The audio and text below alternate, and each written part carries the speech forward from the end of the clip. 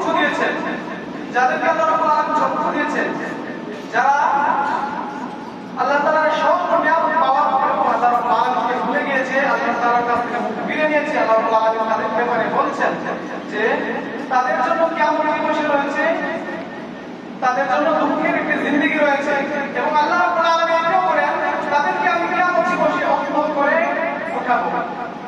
কত বড় এই অন্ধ মানুষ বলবে, আল্লাহ আমি তো দৃষ্টিশক্তিহীন ছিলাম, দৃষ্টিশক্তি ছিল আমার পৃথিবীতে, কিন্তু আল্লাহ কেন করে আমাকে দৃষ্টিশক্তিহীন এবং আমাকে বানালেন?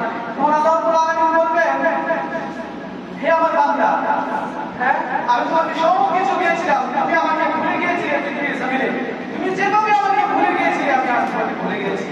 অতএব আল্লাহ রাব্বুল আলামিন আমাদের যাদেরকে দৃষ্টিশক্তি দিয়েছেন, সব ধরনের নিয়ামত আল্লাহ আমাদেরকে দান করেছেন, আমরা যেন কোনোভাবে আল্লাহ তাআলাকে ভুলে না যাই। আল্লাহ আমাদের সকলকে আল্লাহ তাআলাকে বেশি বেশি করে স্মরণ করার তৌফিক নসিব করুন।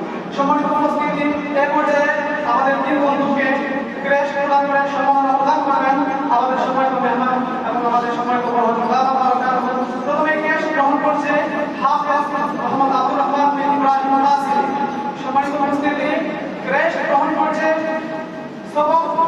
সমাপনকারী হাফেজ আব্দুর রহমান বিন ইব্রাহিম নাসির। অতঃপর ক্রেশ গ্রহণ করছে হাফেজ মোহাম্মদ ইমাম হোসেন ইমাম।